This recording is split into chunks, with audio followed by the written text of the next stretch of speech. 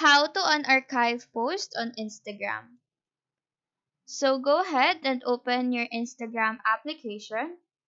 In this homepage, click on your profile icon here on the bottom right corner.